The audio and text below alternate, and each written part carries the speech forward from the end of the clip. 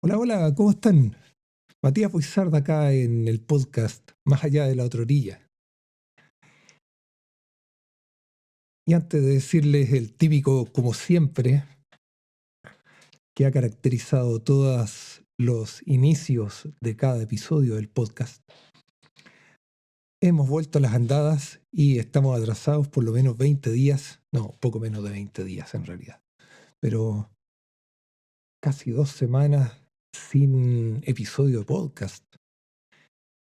Y como todo siempre tiene una explicación, pero volvemos al inicio, así que, como siempre, muchas gracias por estar acá acompañándome en este espacio de desahogo auditivo, acá donde yo me desquito contra el micrófono y trato de hacer que cada episodio del podcast sea un poco más entretenido.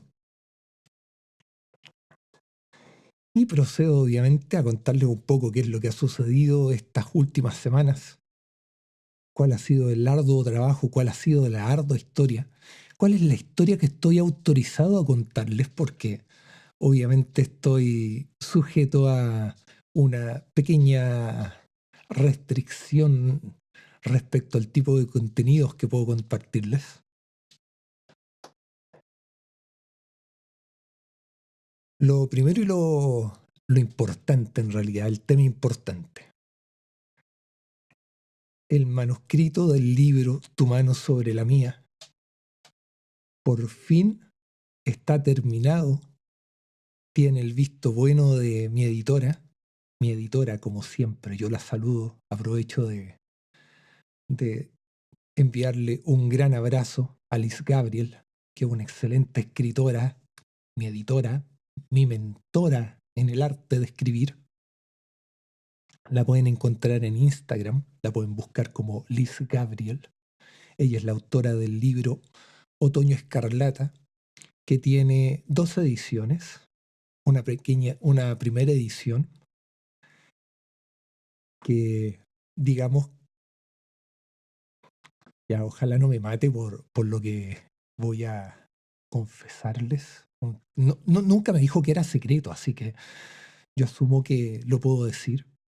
Su primera edición le faltaban cosillas y obviamente hizo una segunda edición que, sin haber leído la primera, pero habiendo leído esta segunda edición, tiene muchísimos elementos que la hacen destacar como una gran historia. También tiene otros libros, em, como El Triángulo del Dragón, si no me equivoco, es el otro. Vamos a verificarlo, si no voy a tener que corregirme y eso obviamente sabemos que no es lo óptimo, tener que volver atrás sobre lo que uno dice.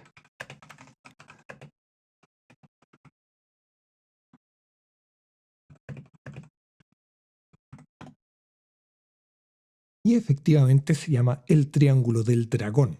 Y ese libro lo pueden encontrar en Busca Libre.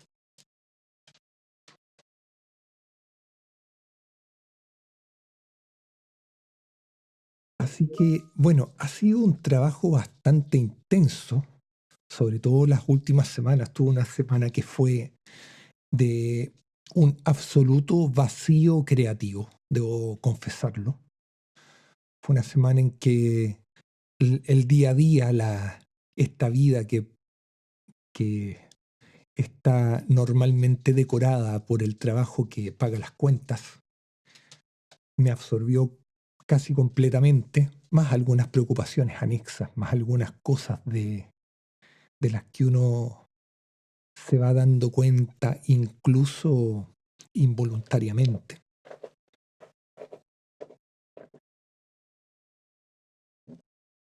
Y bueno, tuve yo diría que un poco más de una semana que estuve, digamos, cero creación. Ya estamos hablando de cero. Y después, obviamente, vienen los deadlines, porque uno tiene que cumplir con ciertas fechas comprometidas, porque obviamente si eso no sucede, las fechas no cuadran uno se atrasa en las entregas, uno se atrasa en todos los planes. Y acá es todo un tema porque si bien es cierto, hay cosas que sí se pueden controlar. Por ejemplo, yo puedo controlar el tiempo que yo dedico en la corrección y revisión de un manuscrito.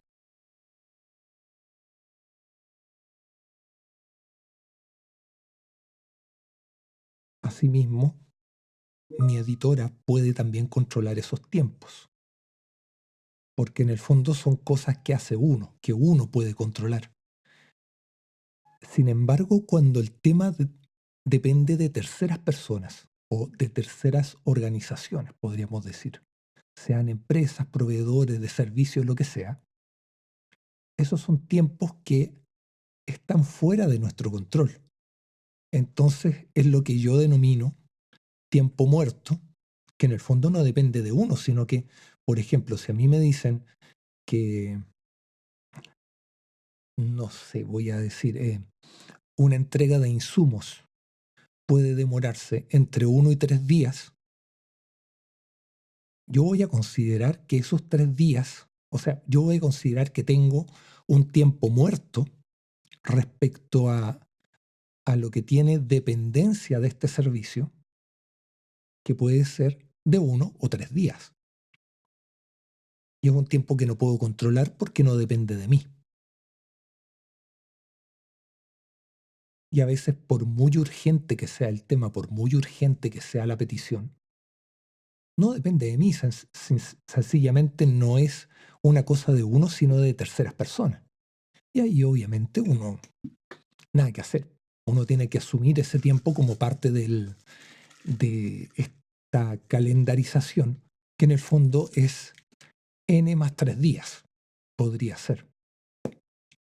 Pero lo importante acá es que el manuscrito ya está listo, está maquetado, está revisado, tiene una revisión, tiene al menos, bueno, ya no sé cuántas revisiones tiene, pero tiene varias revisiones. Y sí hay temas que obviamente son un poco sujetos también a lo que es la línea editorial que a uno, que uno aceptó seguir. Porque en el fondo, como escritor, cuando tú te adhieres a una editorial, cuando aceptas trabajar con ellos, tienes que, bueno, y dije adhieres, porque en realidad la parte de adherirse viene ahora.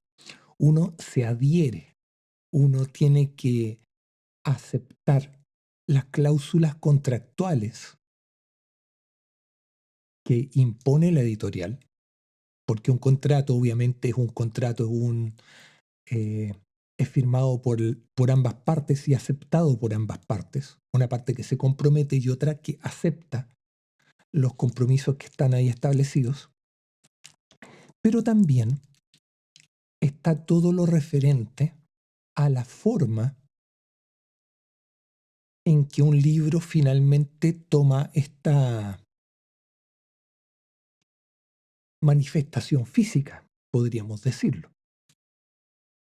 ¿Ya? Es decir, cómo es impreso, cuál es el tipo de tapa, cuál es el trabajo que puede llevar y que no puede llevar. Porque también es un tema, o sea, cuando uno escribe un libro, uno llega a un punto en que, ok, pasaste la primera corrección, ok, vamos por la segunda, tienes una segunda corrección y después que el visto bueno ya es dado, en esa primera instancia uno dice, ¿sabes qué? El contenido del libro es este que tiene que ser. Ahí ya cerraste el desarrollo de tu libro. ¿Por qué? Porque obviamente en ese momento se envía a imprimir una copia física de esta maqueta, de esta primera versión, esta versión, podríamos decir cero,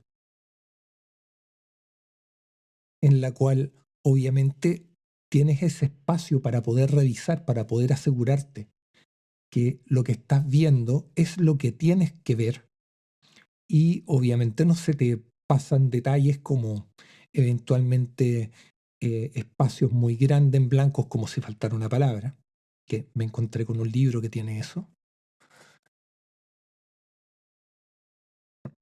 Palabras que están cortadas donde no tienen que estar cortadas, ¿ya? O alguna irregularidad, incluso irregularidades en términos semánticos o de ortografía, que podría pasar, o sea, en el fondo, tenemos que pensar, somos humanos, como dijo un jefe mío hace poco, estamos en un constante trabajo en progreso, es decir, tenemos un espacio infinito para estar mejorando continuamente, por eso trabajo en progreso. Y obviamente nos vamos a equivocar y quisiéramos que esta copia física del libro fuera lo más perfecta posible. Entonces, por eso existe esta maqueta en físico que podemos revisar, podemos rayar, podemos tarchar, podemos subrayar, podemos marcar con todos aquellos detalles que eventualmente encontremos. Pero pasa también que una vez que tenemos esta copia en físico, no debiéramos hacerle más modificaciones. ¿Por qué? Porque en el fondo es, hey, mira, este es el mueble que acabo de construir como un carpintero o un equipo de carpinteros que trabajan todos juntos y construyen un mueble. Y este mueble, si ya le pusiste una disposición de, no sé, 2 puertas, 3 cajones por lado, 2 repisas, hay cosas que no se pueden cambiar. O sea, si pusiste 3 cajones por lado, no, es que lo quería con 4 cajones porque se vería mejor. Esa es una decisión que tuviste que tomar por lo menos un par de etapas antes, ¿ya? Porque, como dicen los carpinteros, mide 2 veces, corta una sola vez. Porque una vez que cortaste, si la tabla te quedó corta, no la puedes alargar. En rigor sí se puede, ya se pueden hacer cosas, pero no va a quedar bonito, va a quedar una cosa parchada. Entonces, obviamente, la editorial te pone una serie de reglas que se tienen que cumplir. Y entre esas reglas, una de las que más me llamó la atención es el tema de la justificación de los textos. Acá en particular, Pluma Negra Ediciones, la editorial con la que estoy trabajando, opta porque los textos no son justificados, sino más bien alineados a la izquierda. Y esto tiene una razón que la verdad es que la tuve que buscar para poder entenderla bien.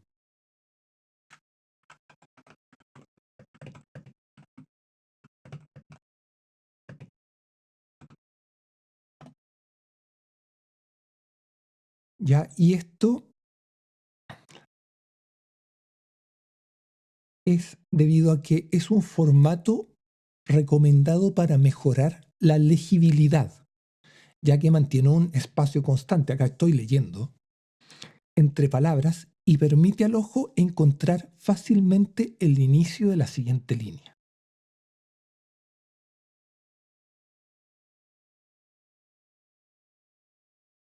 Y esto, además, es el formato estándar exigido por los manuales de estilo como las normas APA, debido a que reduce la fatiga visual. Y también sirve para mejorar el ritmo visual, se evitan lo que son los ríos. Los ríos son, digamos, espacios en blanco que uno podría eventualmente seguir en un texto. Si tienen un libro que los párrafos aparecen justificados, de repente se van a dar cuenta que tienen como una rayita, como tienen ríos. Uno podría imaginarse un mapa que tiene estos espacios. Y eso, en realidad, si estamos utilizando texto justificado, es bastante complejo de controlar. Ahora, lo que me ha pasado normalmente es que yo diría que el 90, si no un porcentaje un poco más alto del 90% de los libros que tengo, tienen textos que están justificados. Entonces, genera una suerte de quiebre mental enfrentarse a una restricción editorial respecto a la impresión. Pero una vez que uno entiende el motivo, uno entiende sí y lo acepta.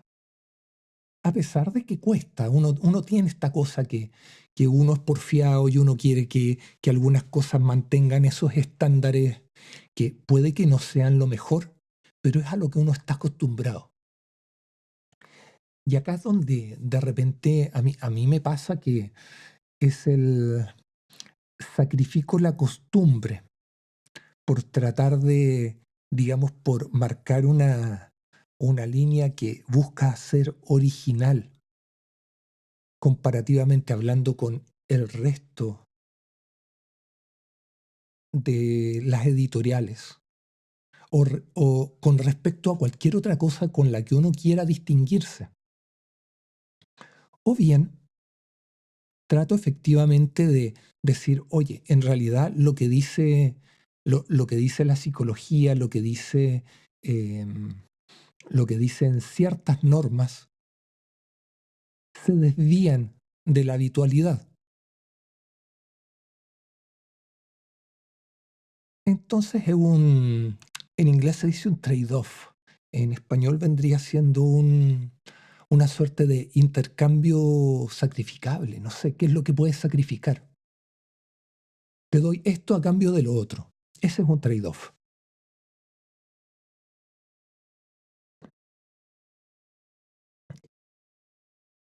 Y cuesta adherirse a eso. Pero me pasa también, y esto también es a crédito muy, muy personal, que si voy a velar o si mi argumento es velar por disminuir la fatiga visual, sobre todo la fatiga visual, porque hay que decirlo, leer en papel, si bien es un ejercicio bastante diferente al de leer en una pantalla,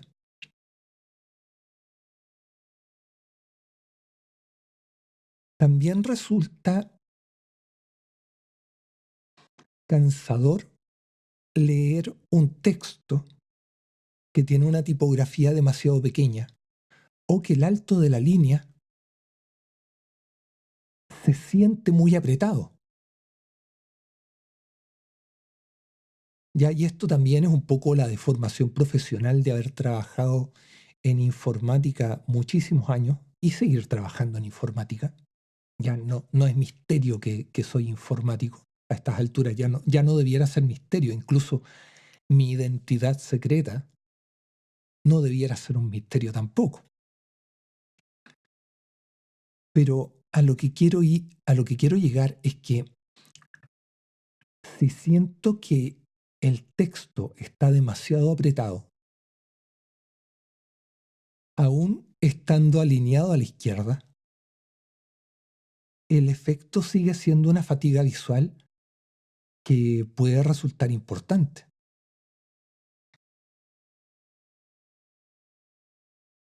Porque en el fondo no vamos a buscar que la historia sea algo entretenido de leer. La historia puede ser muy entretenida, pero si leer la hoja te cansa, porque ves que todo el texto está apretado, porque no ves una separación que, que sea más allá de lo que vamos a decir la indentación de los párrafos.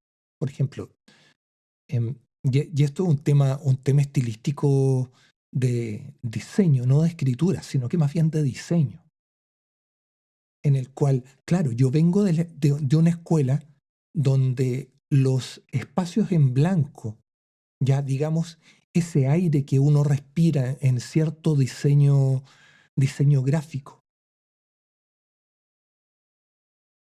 ya esos espacios que van libres, que en el fondo uno ve un párrafo, ve un pequeño espacio, aunque sea minúsculo, que logra ser diferente al interlineado clásico que puede haber entre líneas del mismo párrafo, y dos párrafos tienen una pequeña separación, podría ser 1 o 2 píxeles más. Visualmente, ese espacio no te rompe el ritmo, te ayuda a mantener el ritmo mental de cómo se elabora la idea. Son esos pequeños silencios que uno tiene, por ejemplo, cuando estás viendo una serie. Estás viendo una serie y entre cambio de escena o cambio de idea, uno tiene ciertos instantes de silencio. ¿Cómo traducimos esos silencios que son más bien auditivos o eventualmente visuales? Porque hay imágenes que de repente la imagen se quedó estática, no sé, 1 o 2 segundos, pero te da tiempo para que el cerebro termine de procesar lo que logró leer anteriormente o lo que logró ver. Estamos hablando de una serie. Para el caso de la lectura, mi opinión personal, y puede que esté absolutamente equivocado, pero es mi opinión personal, sí necesitamos esos espacios. Una pequeña diferencia, 1 o 2 píxeles. Y ahí es donde también entramos al tema de, ok, ¿cómo estoy usando la herramienta? Porque, por ejemplo, si ocupo Word, ocupo Pages, que son los editores de texto por excelencia de las plataformas Word en Microsoft y Pages en Mac o Apple, tenemos esta opción que permite, bueno, perdón, voy a hacer una acotación. Si se escuchan golpes, es porque justo tocó que mis vecinos están haciendo reparaciones. No estoy en un estudio de grabación, así que tenemos que bancarnos un poco eso, ese ruido ambiental. Bueno, dicho eso, estas herramientas de edición de texto permiten hacer ciertos ajustes de estilo que van desde la indentación automática, ¿ya? Esto es una indentación que no es presionar la tecla espacio una cantidad determinada de veces o apretar la tecla tabulador para lograr esta indentación en la primera línea de un párrafo. Uno puede hacer todos esos ajustes utilizando las herramientas. Y uno podría decir, mira, ¿sabes qué? Voy a hacer que el espacio entre párrafos sea, no sé, 5 puntos, 5 píxeles, no sé, 2 milímetros, la unidad que estén usando, pero que haya una pequeña separación. No es un espacio en blanco, es algo que visualmente te da un sentido de coherencia mental a lo que estás procesando. Pero de nuevo, es un elemento absolutamente estilístico. Yo vengo de esta escuela de los espacios negativos, de confiar en el espacio negativo, de darle oxígeno a una hoja o a un diseño. Porque finalmente el arte, y ojo, acá yo digo arte, de hacer una maqueta o de diagramar un libro, si bien es cierto, es algo que no manejo, porque no lo he estudiado, porque me quedo con esta escuela que viene de los libros de textos justificados,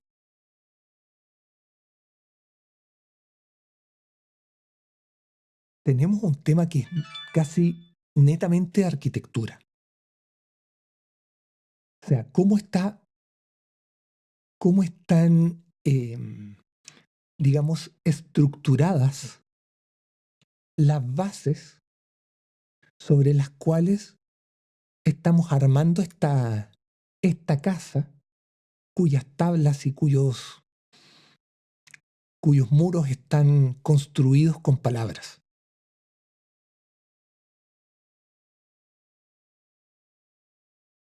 Pero eso es un tema, digamos, yo creo que es un tema que podría dar una discusión bastante interesante, porque uno podría decir, oye, pero en realidad lo que es la maquetación y diagramación de un libro es distinta o se rige por normas diferentes a lo que es el diseño gráfico, que claramente es de esa manera porque son cosas diferentes. Sin embargo, y acá es donde yo me pongo Jalisco Zapata, si no pierde empata, en lo personal considero que el proceso mental que hay asociado en, en cómo recibimos y entendemos la información, y esto es cualquier naturaleza de información, sea información escrita, sea información gráfica, sea información visual, sea información auditiva, se necesita esta, se necesita un pequeño oxígeno entre bloques de información, entendiendo por cada párrafo un bloque de información que, si bien es cierto, en términos de lectura, tenemos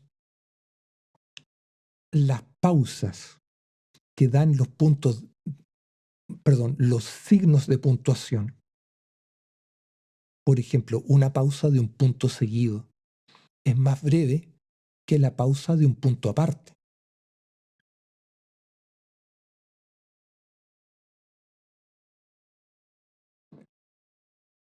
Si bien tenemos esas pausas son al momento de interpretar lo que estamos recibiendo, pero ¿cómo lo procesamos de manera visual? ¿Nos quedamos solamente con la indentación? Entonces, yo dejo plantear esa pregunta porque yo sé que acá los más puristas seguramente les van a salir ronchas. Pero es una opinión de un profesional que ve la información desde demasiadas perspectivas diferentes.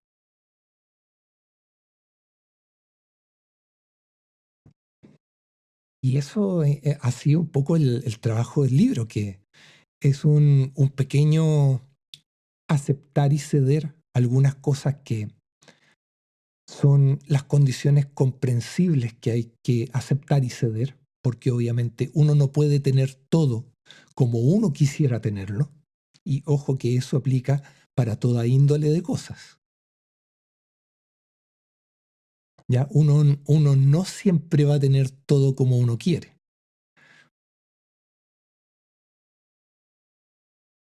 pero el resultado final de un trabajo conjunto, y acá es donde nuevamente yo le agradezco a Liz todo el esfuerzo y la dedicación que puso en el trabajo post-revisión del manuscrito, que en el fondo ha sido darle forma de libro, porque o si no, seguiría siendo un documento que está guardado en un archivo dentro de un computador.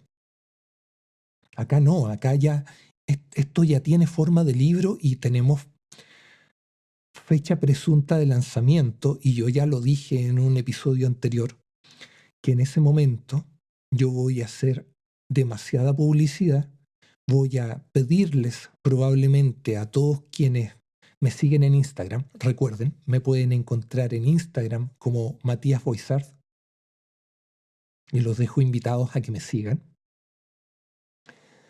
Lo más probable es que yo haga una petición abierta en el Instagram a que hagan repost de algún reel o de algún aviso, alguna cosa que en el fondo es parte de este anuncio, y obviamente me gustaría y me encantaría ver las caras conocidas que me encantaría ver en ese lanzamiento, y también muchas caras desconocidas que probablemente han llegado a mí a través de las redes sociales, o más bien de la red social, porque, bueno, sí, redes sociales, porque Spotify también es una red social y YouTube también, aunque tienen un foco social que es un poco diferente.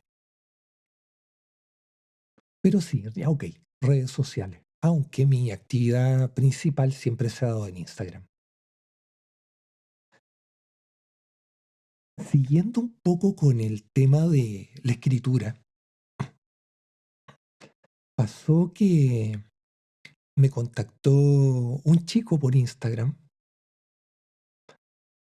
y esto fue básicamente por el tema que yo gané una convocatoria de cuentos, ya que la gané con un cuento que tiene algunas particularidades que son, digamos, simpáticas al momento de la lectura, ya que lo explico en el, en el reel que me tocó grabar al respecto. Y acá, bueno, mucho de la conversación se basó en cómo funcionan las editoriales que hacen estos llamados a convocatoria. Y la preocupación principal era si estas convocatorias finalmente no son una estafa. ¿Por qué? Porque podría darse el caso, y entiendo que han habido ciertas editoriales, muy entre comillas, que han llamado convocatoria, han hecho todo este proceso de selección de textos que han salido finalistas o seleccionados o destacados en estas convocatorias. Y finalmente, una vez que han recibido los pagos, estas editoriales han desaparecido. Porque, nuevamente, y acá me voy a repetir respecto al tema de las convocatorias, hay editoriales que funcionan y que basan todo su sistema de negocio, todo su modelo de negocio, alrededor de lo que es la coedición. Y la coedición es básicamente la editorial se encarga de una parte de los costos involucrados para la publicación, distribución y difusión de las obras que trabajan, sean libros, antologías, eh, etcétera, ¿ya? Y en los formatos tanto físico como digital. Pero además, para poder hacer que esto funcione, tienen que pedirle a los autores que paguen una cuota, ya que va a servir para, obviamente, para colaborar con este proceso de publicación y distribución. Porque en el fondo tienen que financiar el tema. Si es un tema que yo una vez sacaba las cuentas y claro, me cuadran los números. Publicar en Chile, y me arriesgaría a decir que en algunas partes del mundo, sale alrededor de $1.000. Ya hay editoriales que de alguna manera a uno le ofrecen una distribución o un tiraje en físico que está, entre comillas, asegurado. Pero cuando estamos hablando de editoriales que son más bien internacionales, en este caso, debo decirlo, un porcentaje importante de las editoriales que llama a convocatorias en Latinoamérica son casi todas colombianas. Y no sé si decir lo que es peor, pero no, es que no es lo que es peor, sino que, pero digamos que se entiende si lo dijera de esa manera, pero es que no es que sea peor, sino que como dato adicional podríamos decir, que eso suena más bonito, pertenecen o muchas pertenecen a la misma casa editorial. Entonces tenemos una editorial o una casa editorial que es más grande y adentro, contenidas, están editoriales más pequeñas o sellos editoriales. ya que ese yo creo que es la forma correcta de referirme a ello. Ya como pasa, por ejemplo, con Pluma Negra. Pluma Negra Ediciones tiene varios sellos dentro de ella. Entre esos sellos, el sello Umbral, que es el sello que va a acoger mi novelette, Tu mano sobre la mía. Ya, novelette, ¿por qué? Porque tiene em, menos de, creo que son 35.000 palabras, que traducidas en un libro son cerca de 120 hojas. O sea, en el fondo es un libro que te puedes devorar en un viaje en bus que puede durar 2 horas. Bajo el feliz supuesto que la historia te enganche, que digamos, te entretenga cómo está narrado, cómo van los hechos, etcétera. O sea, yo soy optimista en esto, yo creo que el libro es liviano de leer, eso lo sé porque yo lo escribí. Hay partes que son medias, no voy a decir densas, pero hay partes que pueden pegar duro si uno está, digamos, alineado un poco con esos capítulos en particular. Y esos son todos los spoilers que les voy a dar. O sea, ya saben un poco que la historia tiene que ver con un músico y una chica, y no les voy a contar más. O sea, no. Bueno, y podrían inferir algunas cosas respecto al título, pero mm, bueno, ese es como el tema acá. Y volviendo al hilo, acá la preocupación obviamente es que estas llamadas convocatorias no sean una estafa. Entonces me pregunto, oye, ¿qué pasó cuando ganaste? ¿Te pagaron el premio? Lo primero. Sí, el premio me lo pagaron. De hecho, con ese premio financié, no me acuerdo, creo que fueron 2 convocatorias a las que postulé. Después me preguntó, digamos, cómo funcionaba, por qué había que pagar, y tratando un poco de explicarle también que hay ciertas, entre comillas,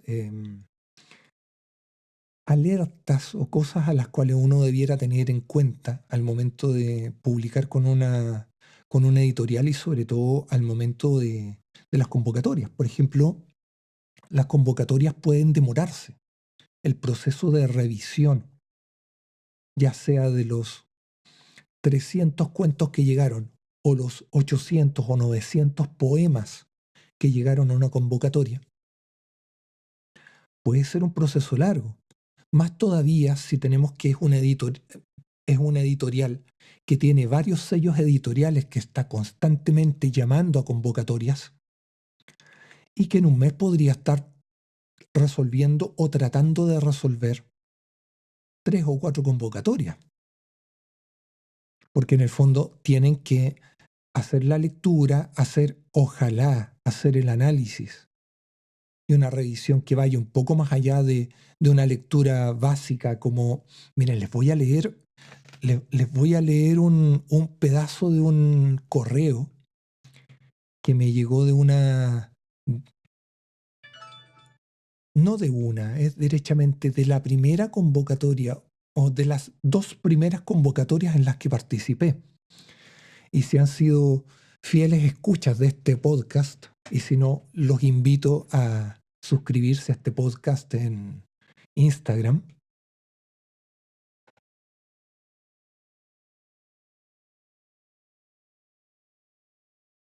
Tenemos, ¿dónde está esta maravilla?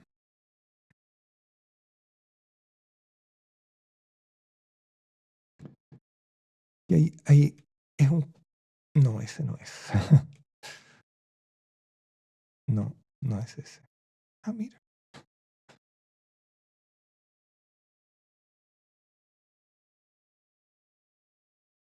ahí está. Bueno, encontré las de las maquetas, pero no es lo que estoy buscando, sino que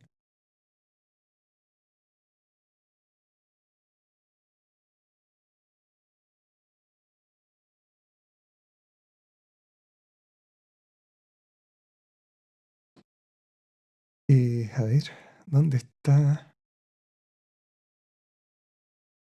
No, no es esto.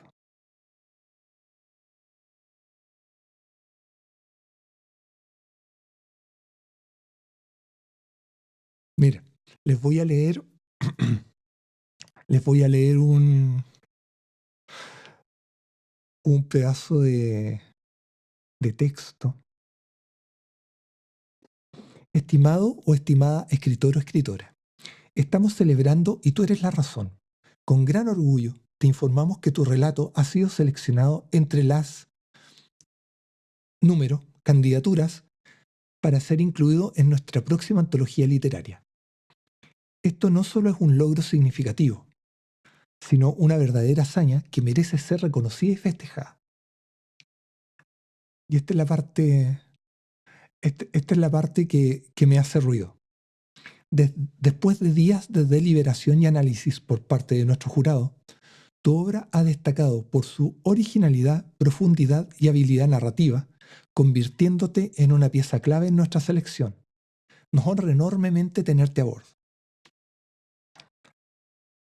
Me voy a ir a otro correo, que es diferente, a otra antología, ¿ya? Y podrán tomar sus conclusiones y los voy a, o sea, digamos que les voy a dar las conclusiones después, las primeras conclusiones. Estimado o estimada escritor o escritora, estamos celebrando y tú eres la razón. Con gran orgullo te informamos que tu relato ha sido seleccionado entre candidaturas para ser incluido en nuestra próxima antología literaria. Este no es solo un logro significativo, sino una verdadera hazaña que merece ser reconocida y festejada. Después de días de deliberación y análisis por parte de nuestro jurado, tu obra ha destacado por su originalidad, profundidad y habilidad narrativa, convirtiéndote en una pieza clave de nuestra selección. Nos honra enormemente tenerte a bordo. Son dos correos distintos, porque corresponden a dos postulaciones, o digamos, a dos postulaciones, a dos convocatorias abiertas, en este caso particular de cuentos. Uno es de cuentos inéditos y el otro es de cuentos de amor y erotismo. Si pusieron la debida atención, se podrán haber dado cuenta que esto responde literalmente a una plantilla de correo que, aparte del tema de el número de candidaturas, o más bien de, entre comillas, postulaciones que hubo en esta convocatoria, no hay absolutamente ningún tipo de trabajo adicional que te entregue algún tipo de retroalimentación respecto a la calidad de tu cuento en términos literarios.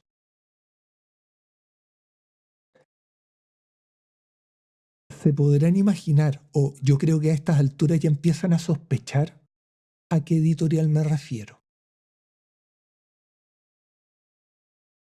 Ya me voy a mandar un comentario muy al estilo de los futbolistas.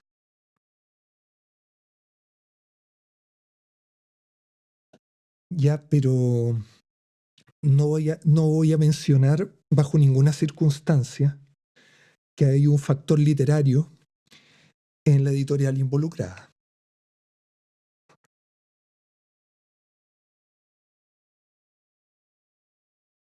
Yo podría en este momento elegir cualquier otro correo que haga referencia a la selección de alguno de los cuentos con los que he participado en otras convocatorias para otras editoriales, y se podrían dar cuenta muy fácilmente del trabajo que hay detrás. Sin ir más lejos, voy a leerles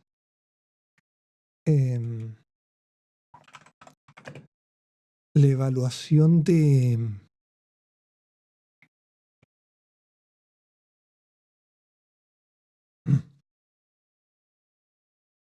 Les voy a leer la evaluación de una de las convocatorias en las que participé para que puedan hacerse una idea de cuál es la diferencia y qué es lo que debiéramos esperar al momento de postular una convocatoria. Porque en el fondo que te digan, ya, eventualmente, ya con poesía un poco más complicado, porque ahí te dicen, poesía fue seleccionada, no hay, muchas veces no hay análisis al respecto, porque es muy difícil analizar una poesía. ¿Cómo analizas una poesía? O sea, ¿cómo te hace sentir una poesía? Es complejo. Yo creo que se puede, pero debe tener este pequeño matiz que diferencia la forma en que calificamos una obra que es narrativa, un cuento, por ejemplo, o una carta, a lo que es calificar un poema, un haiku e incluso un microcuento, una microhistoria, que ahí en el fondo es como, es o bueno o es malo, pero no, los elementos de calificación son bastante complejos o difíciles, diría yo. Y acá les voy a leer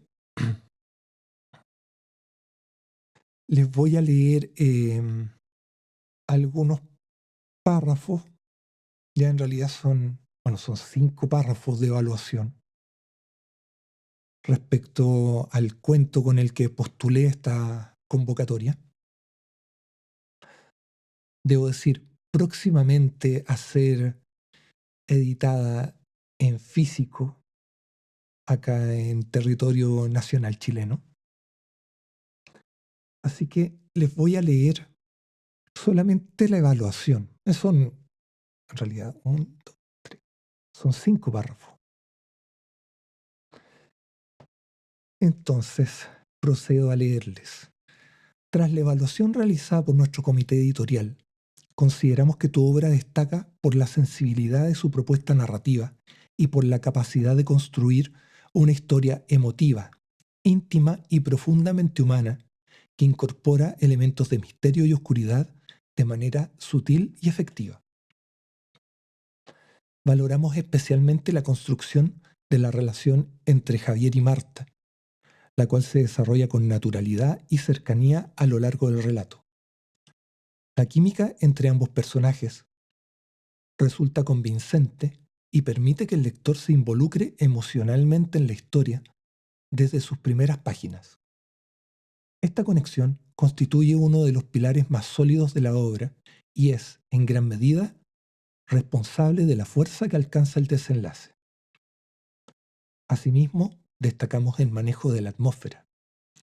A través de pequeños detalles cotidianos, conversaciones sencillas y símbolos recurrentes, el relato construye una sensación de extrañeza que crece progresivamente hasta revelar su verdadera naturaleza. En este sentido, el café funciona como un elemento narrativo especialmente eficaz, convirtiéndose en un vínculo emocional que atraviesa toda la historia y refuerza la identidad del relato. La obra también sobresale por su capacidad para abordar temas complejos como la muerte, la pérdida, la soledad y la aceptación desde una perspectiva delicada y conmovedora. El resultado es un cuento que genera una resonancia emocional duradera y que logra conmover sin recurrir a excesos dramáticos. De acuerdo a nuestros criterios editoriales, el cuento obtuvo una calificación de 6,4 en una escala de 1 a 7. Consideramos que sus principales fortalezas se encuentran en el desarrollo de personajes, la construcción emocional, la fluidez narrativa y la efectividad de su desenlace.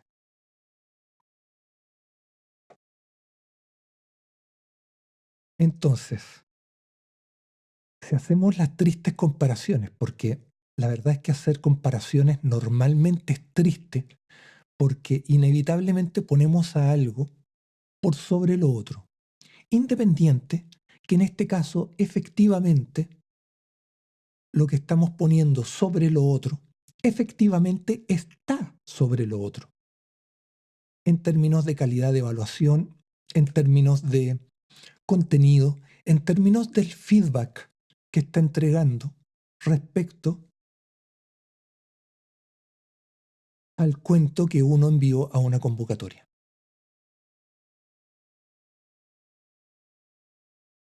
Entonces, acá a este chico yo le hice algunas observaciones respecto a sus temores.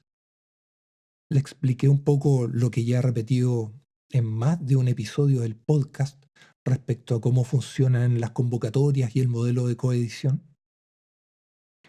Pero también me di cuenta que se romantiza y se sigue romantizando demasiado el oficio de escritor. En un momento este chico me preguntó si yo estaba viviendo de la escritura. Lo he dicho también en episodios anteriores.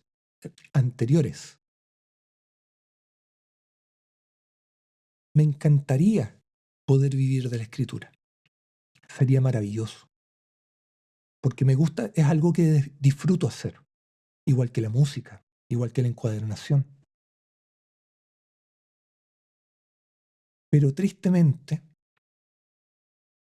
es un trabajo que, por mucho que me encante, no paga las cuentas. Y la vida del adulto inevitablemente tiene cuentas que pagar, porque uno no tiene físico para un OnlyFans. Y digamos que las actividades que podrían resultar sumamente lucrativas, obviamente escapan de los parámetros legales a los que uno debiera, ojalá, eh, ceñirse. La cosa es que si uno piensa el tema de cómo vamos a financiar nuestra vida como artista, o en este caso como escritor, la verdad es que se vuelve bastante difícil. Y no voy a decir algo así como se vuelve difícil vivir del arte en el mundo real, porque como sea, efectivamente hay escritores exitosos que logran vivir de su escritura, pero ahí es donde está el término importante en esa frase, que es escritores famosos. Son escritores de renombre que han hecho una reputación que probablemente ya pasaron por todo este camino difícil bajo el cual terminamos siempre tratando de enfrentarnos a las dificultades, al rechazo, a todo aquello que finalmente hace que muchos se caigan en el camino y que dejen de aspirar esta vida en torno al arte, que quizá, y lo digo siendo bastante realista, quizá no sea el camino que finalmente yo termine siguiendo. Escribir para mí en este momento es secundario, quisiera que fuera primario, pero sospecho que va a seguir siendo una actividad secundaria, a pesar de que me encanta. Pero también cuesta forzar un poco la creatividad, cuesta un poco buscar escribir otras cosas que, por lo menos a mí, me cuesta mucho escribir otras cosas que no sean poesía, cuando la vida te exige un ritmo, o más bien te exige seguir un ritmo que muchas veces parece ser incompatible con la vida misma. Y eso es complicado, obviamente es complicado. Pero acá es donde se romantiza demasiado el tema de la escritura y de los procesos, y ahí es donde uno dice, em, ojalá, ojalá todos todos los que quieren aventurarse en este camino, que es un camino muy difícil, como en realidad como es casi cualquier camino que viene derechamente ligado a temas artísticos, como puede ser, por ejemplo, la música, la pintura, bueno, las artes plásticas en general. Em, en general las artes, sí, hacer arte en el mundo no es fácil, menos en un país donde las artes tampoco es que sean, no es que no sean valoradas, pero no tienen el reconocimiento que debieran tener. Y no lo tienen porque en el fondo, culturalmente, Chile es un país que está muy atrasado. Y esto también puede ser sujeto a tema de discusión, pero yo siento que de ciertos años hacia adelante hemos tenido una especie de involución cultural. Y no vamos a empezar a buscar culpables ni responsables de esto, porque en realidad ahí sería empezar a dispararnos en los pies, porque en el fondo somos nosotros mismos quienes hemos de alguna manera dinamitado nuestro progreso cultural. Pero eso podría, bueno, eso podría ser tema o de muchas cervezas o de muchas, o de al menos uno o dos capítulos de podcast, episodios de podcast, perdón. Yo siempre hago esa diferencia. Son capítulos del libro, episodios del podcast. Eso, a pesar de que son sinónimos, mentalmente eso me sirve. Puede que no le sirve a nadie más que a mí, pero digamos que me sirve. Así que se romantiza mucho este tema de la escritura y ahí es donde entramos en una conversación en que, bueno, ahí tenemos que confiar en el boca a boca y, y esperar que ojalá lo que uno escriba le gusta a la gente. Y ahí es donde yo también empecé así como, uy, o sea, si vamos a confiar solamente en el boca a boca y estamos entrando en esta suerte de dinámica en la que tu esperanza es ojalá ser publicado sin tener que, así a la primera, sin tener que hacer ningún tipo de inversión o confiar en tu suerte o en tu calidad como artista, que se las puede arreglar solo sin desembolsar ninguno, o sea, sin hacer ninguna inversión en dinero, perdón, puede llegar a ser complicado. Puede llegar a ser complicado porque, de nuevo, hay que ser realistas. Uno, uno cuando está empezando, uno escribe mal. Tu primer manuscrito es malo. O sea, lo digo desde mi propia experiencia. Mi primer y mi segundo manuscrito fueron malos, derechamente. Y probablemente mi tercero también lo va a ser. Comparativamente seguro que va a ser mejor que los dos primeros, pero también va a tener un montón de falencias y va a tener un montón de puntos de mejora. Y yo no puedo llegar en una parada tan arrogante y decirle a un editorial o enfrentarme a una reunión editorial en que mi libro está bueno, no quiero ninguna mejora y ojalá hagamos un contrato tradicional en el cual yo no tengo que pagar nada. Porque también seamos realistas, o sea, entrar en esa dinámica para que un manuscrito sea aceptado en una editorial mucho más grande, Random House, Penguin, Antártica, lo que sea, em, es, digamos, es tirarse los peos más arriba de la espalda.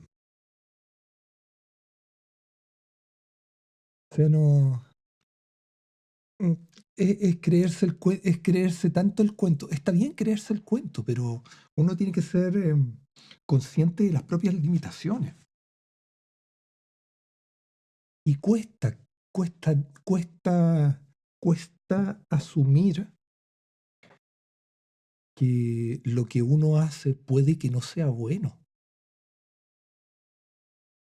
¿ya? Y eso es todo un tema, porque en el fondo también es un golpe al ego. Uno trata, uno busca, ojalá aspirar a ser el mejor o uno de los mejores. Ya esa debiera ser una aspiración básica en todo lo que hacemos, porque si no nos quedamos estancados en un pensamiento mediocre de, oye, yo prefiero ser, no busco ser uno de los mejores, sino ser uno del montón. Chuta, o sea, tení, sí, o sea, a algunos les funciona y es la jugada segura al final, porque en el fondo querer destacar, que querer ser bueno en lo que uno hace, normalmente está atado o muy sujeto a que l- el criterio, o digamos, no el criterio, bueno, podría ser el criterio de medición o la regla o la vara con la que te miden, es mucho más exigente contigo porque efectivamente estás tratando de ser el mejor. Y a veces la vara más alta es la que uno mismo se pone. Pero hay gente que prefiere hacer la apuesta segura y quedarse siendo uno del montón porque en el fondo se asegura de no tener una exigencia que vaya más allá de de lo que es la zona de confort. O sea, no te van a exigir más allá de lo que tú estás demostrando que puedes dar. Ahora, si puedes dar mucho más, te van a exigir más. Si es que obviamente se dan cuenta que efectivamente puedes dar más. Entonces, es todo un tema esa cuestión, pero creerse el cuento y creer en esa arrogancia de oye, lo que estoy haciendo está perfecto o no necesita modificaciones, ya es complejo y es complejo sobre todo tratándose de una inexperiencia en ciertas materias. Ahora también pasa que tenemos supuestos expertos en algunas materias que finalmente generan trabajos mediocres porque la vara que debió medirlos no los midió. ¿Por qué? Porque en el fondo se quedaron con la reputación que venía cargando esta persona. O sea, yo no voy a decir que todos los libros de Stephen King son buenos.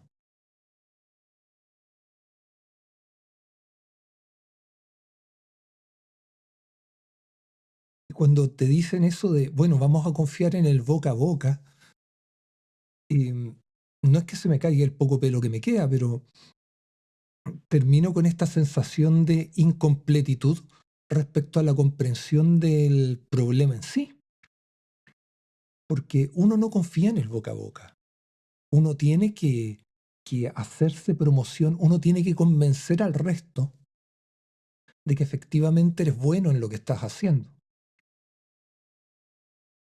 Y ojalá saber y recibir una validación, ojalá que no sea de gente demasiado cercana.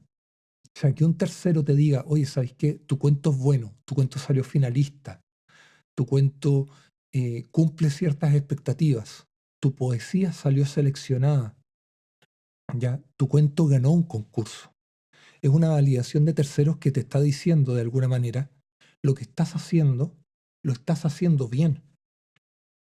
El mismo hecho de ser seleccionado en una convocatoria abierta para recepción de manuscritos por una editorial, independiente de la modalidad de operación de esta editorial. Pero eso ya dice que vieron potencial en lo que estás haciendo. Al menos vieron potencial en lo que estás haciendo. Pero esto va más allá del boca a boca, o sea, es una cosa de, sí, efectivamente, hay que hacerse conocido, hay que tratar de llegar a una audiencia, hay que tratar de que este boca a boca efectivamente se cumpla. Pero también es necesario, se vuelve necesario hacer un trabajo de promoción, de autopromoción en este caso, porque en el fondo también a mí como autor Me interesa poder convencer a la audiencia o al menos atraer a la audiencia para que consideren que un libro mío realmente merece la pena ser leído. Podría ser un libro de cuentos, un libro de poesía, una novela, una novelette, lo que sea.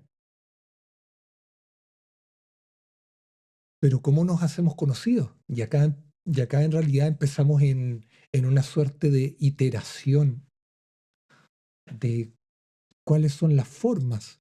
Ya, y en el fondo empezamos a hacer un trabajo de marketing, que no es solo el trabajo de escribir, sino que es el trabajo de promocionar nuestra propia obra. Y ahí obviamente tenemos un montón de bookstagrammers o booktokers o books, lo que sea, de, de expertos en redes sociales relacionadas con literatura, que finalmente saben cómo promocionar de mejor manera una obra. Pero también tenemos que ser nosotros quienes hagamos algo de esfuerzo, porque la cosa no es mágica. Y podríamos estar hablando mucho rato de este tema porque la verdad es que siento que da para mucho y siento que inevitablemente hay mucho desconocimiento en qué pasa después de escribir. Y se sigue romantizando demasiado el proceso de el arte de la escritura. Pero tenemos que convencernos, no escribimos bien. A la primera no. Escribimos bien quizás la segunda, quizás la tercera. Ya después cuando empezamos a iterar y empezamos a pensar que no estamos escribiendo a la cuarta o a la quinta, en realidad, y sobre lo mismo, o sea, digamos, estamos pensando en una revisión sobre la revisión de la revisión. Ahí ya tenemos otro tipo de problema, que es que no estamos seguros de lo que estamos haciendo, no estamos seguros de nuestra propia escritura, de nuestro propio proceso, de la propia manera en que estamos tratando de expresar nuestras ideas por vía escrita. Pero como les digo, esto en realidad podría dar para mucho. Así que, bueno, chicos y chicas, les agradezco que me hayan acompañado en estos minutos de podcast, que me hayan regalado estos valiosos instantes de su tiempo, este pedazo de su vida en el que espero hayan, ojalá, disfrutado de este audio, no se hayan aburrido, no hayan pensado en que, ¿sabéis qué? No vamos a escuchar más a Matías Boizar porque en realidad no se justifica, no vale la pena o es súper aburrido, habla pura estupideces, etcétera, etcétera, etcétera, porque puede pasar, ¿ya? Y tampoco, yo estoy claro, yo no estoy para agradarle a todo el mundo con lo que digo. Yo a veces puedo ser muy incisivo, sobre todo con factor literario, weón, weón, me genera, cada vez que me topo con algo que lo supera demasiado, me genera este tipo de rechazo. Ya es como escuchar a mi vecino intentando hacer como que canta reggaetón, partiendo porque no canta, porque el reggaetón no se canta, se brama o se muge, no sé. Y lo segundo es porque mi compadre no canta. Y lo lamentable es que se empeña en poner el parlante Bluetooth a volúmenes poco admisibles, ya sobre todo cuando el niño está solo en casa, porque ustedes saben que sin supervisión paternal los niños a veces tienden a hacer lo que quieren. Y a veces no pasa solo con los niños, a veces pasa con los adultos que sin la debida supervisión tienden también a hacer lo que quieren. Pero eso daría a otro costal y otra discusión. Así que bueno, ya no voy a disvariar más. Les agradezco que me hayan acompañado. Los dejo invitados a que me sigan en Instagram. Me pueden encontrar como Matías Wizard. También este mismo podcast está en YouTube. También lo pueden encontrar bajo el nombre de Matías Wizard. El podcast está en Spotify se pueden suscribir. Ojalá alguien se suscriba. Creo que tengo como 2 suscriptores. Penoso. Ya en algún momento eso espero que cambie. Ojalá cambie. Tengo que hacer el ciclo de entrevistas todavía, que eso debiera venirse bueno, debiera ser un capítulo de podcast con invitados. Así que eso pues chicos y chicas, nuevamente les agradezco y nos estaríamos escuchando en el próximo episodio. Chau, chau.